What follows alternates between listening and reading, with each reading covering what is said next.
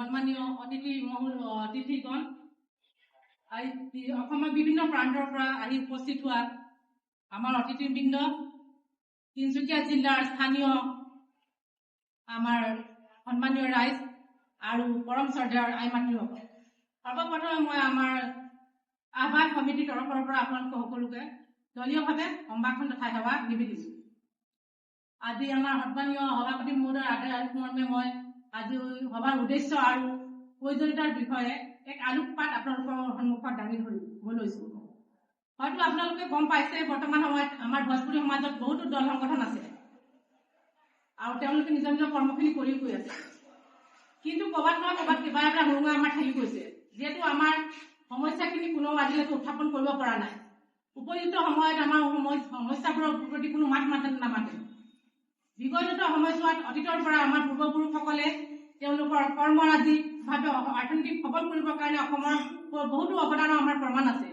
প্ৰমাণ থকা সত্ত্বেও কিন্তু আমি আজি অসমত অৱহেলিত হৈ আছো। আজি আমি অসমত অনা অসমীয়া, বিহাৰী, বহিৰাগত আদি নামেৰে সন্মোলিত হৈ আমাক আজি ইতিংগি কৰা দেখা পোৱা গৈছে, তুচ্ছ তাচ্ছিল্য কৰে। এয়া আমাৰ কাৰণে অতি লজ্জাজনক আৰু মই এই বিষয়ে অতি দুখ প্ৰকাশ পাইছো।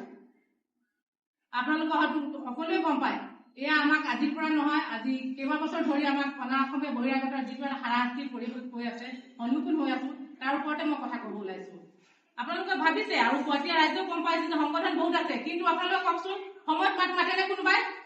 আপোনালোক নিজেই কওক, বুকুত এখন হাত বুকুত থৈ কওক, মোক স্পষ্ট কথা, আমি বেয়া নাপাওঁ। আপোনালোকে কওকচোন, সময়ত কোনোবাই মাত মাতি আছেনে?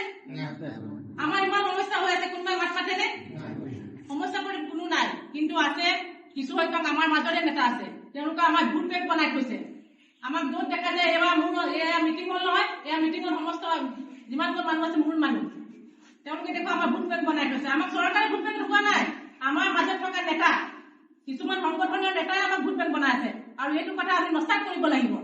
আমি যিমান তেওঁলোকে ব্যৱহাৰ কৰিবলগীয়া হ'ল ব্যৱহাৰ কৰিছে, আৰু আমি ব্যৱহাৰ কৰিব নিদিওঁ। আমাৰ মাজতে আজি তেওঁলোকে এনেকুৱা মনোভাৱ, তেওঁলোকে নিজে সংগঠন খুলি নিজৰ ইচ্ছাৰে তেওঁলোকে পৰিচালিত কৰিব বিচাৰে। আৰু তেওঁলোকে যদি ইচ্ছাৰে আপুনি কাম নকৰে, আপোনাক হয়তো বহিষ্কাৰ কৰি দিব, নহলে আপোনাক তিৰস্কাৰ কৰি অপমান কৰি আপোনাক উলিয়াই দিয়ে। আৰু মই ভুক্তভোগী, 6 মাহ ধৰি মই এইটো ভুক্তভোগী হৈ আছো। যোৱা আপোনাৰ 6 মাহৰ আগতে আমাক পল্টন বজাৰত দায়িত্ব দিয়া গৈছিলে, যুৱ ছাত্ৰ পৰিষদৰ হৈ মোক ভাইচ প্ৰেচিডেণ্ট পদ দিয়া গৈছে। আৰু আমাৰ সন্মুখত বহুত কেইজন ব্যক্তি আছে, তেওঁলোককো পদ দিয়া গৈছিলে। কিন্তু আমাৰ প্ৰেচিডেণ্টজনে, সভাপতিজনে তেওঁ নিজৰ স্বাৰ্থ কিবা কাৰণত তেওঁ প্ৰত্যাগ কৰিব লগা হ'ল। আৰু হয়, আমি মানিছো তেওঁ প্ৰত্যাগ কৰিলে, কিন্তু তেওঁ প্ৰত্যাগ কৰাৰ লগে লগে আমি জানো ডিজল পাব পাৰো? আমি সকলো কাম কৰিবলৈ আগ্ৰহী আছিলো আৰু আমি কাম কৰি আছিলো। আপোনাৰ 5টা ডিষ্ট্ৰিক্ট আমি গঠন কৰিছিলো, কিন্তু তেওঁলোকৰ কথা মতে আমি নচলাৰ কাৰণে, তেওঁলোকে আমাৰ ভোট বেংক হিচাপে ব্যৱহাৰ কৰিছিলে। আমি সেইটো কথাত ভয় নিদিয়াৰ কাৰণে তেওঁলোকে আমাক ডিজলভ কৰি দিলে। এই কথা চাগে আপোনালোকে নাজানে, এতিয়া মই আপোনাক অৱগত কৰাইছো যিখিনি কথা।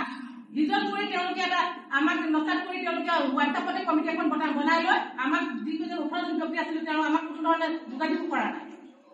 কিন্তু আমি সকলো আগ্ৰহী হৈছো সমাজৰ হৈ কাম কৰিবৰ কাৰণে, উপযুক্ত সময়ত মাত মাতিবৰ কাৰণে। আৰু সেইবাবে আজি আমি অসমৰ স্বাৰ্থ সুৰক্ষাৰ কাৰণে আমি এইটো নকওঁ যে আমি একেবছৰতে গোটেইখিনি ফালি পেলাম, গোটেই সমাজৰ উন্নতি কৰি পেলাম, কিন্তু নহয়। আমি উপযুক্ত সময় মাত মাতিবৰ কাৰণে, সমাজৰ লগত থিয় হৈ থাকিবৰ কাৰণে ছাত্ৰ সন্থা নামৰ এখন শক্তিশালী সংগঠনৰ গঠন কৰিবলৈ ওলাইছে। এয়া আজি সভাৰ উদ্দেশ্য। এতিয়া বৰ্তমান সময়ত মই বিচাৰো যে আপোনালোকে সকলোৱে একত্ৰিত হৈ কাৰো মুখলে নাচায়, একেবাৰে নিকা স্বচ্ছ, আৰু যোনজনে উপযুক্ত প্ৰাৰ্থী হ'ব, উপযুক্ত মানে ব্যক্তি হ'ব, তেওঁকে সভাপতি পদ দি নিৰ্বাচন কৰি আমাৰ আজি কেন্দ্ৰীয় সমিতিৰ একক কমিটি এটা আমি গঠন কৰিব ওলাইছো। সেইটো আপোনাৰ পুনৰ 1 বছৰীয়া দিনৰ কাৰ্যকাল থাকিব, আৰু উপযুক্ত ব্যক্তিজনক প্ৰেচিডেণ্টৰ ভাবি আমি আজি আগবাঢ়ি যাব বুলি আশা কৰোঁ। ধন্যবাদ। লাগি আছে আমাৰ মানুহখিনি আমি অকল ধন পইচা ঘটা ধান্দাতে লাগিছো। মই তাই কথা কৈছো, আমি অকল পইচা ঘটাতহে লাগি আছো। লেকিন আমি আজি অসমৰ বিদেশী সমস্যাত মাত মাতিবলৈ নাযাওঁ, আমি অসমৰ বানপানী সমস্যাত মাত মাতিবলৈ নাযাওঁ, অসমৰ যিকোনো সমস্যাত আমি মাত মাতিবলৈ নাযাওঁ, নোযোৱা হৈছো। কেলে নোযোৱা হৈছো? কেলেকে আমাৰ যিকোনো সংগঠন, যিবোৰ আমাৰ ভোজপুৰী সংগঠন খুলিছে, সেইবোৰ আমাক খালি ভোট বেংক হিচাপে ব্যৱহাৰ কৰি আছে। এই ভোজপুৰী ছাত্ৰ সন্থাই আমাৰ যি গঠন হ'ব আজি, সেইটোৱে অসমৰ সমূহ সমস্যাত মাত মাতিব। আজি অসমৰ যিকোনো বৰ্ডাৰ সমস্যা, অসমৰ এডুকেশ্যনৰ চিষ্টেমত, অসমৰ হেল্থৰ চিষ্টেমত, গোটেই চিষ্টেমত আমাৰ এই সংগঠনটোৱে মাত মাতিব।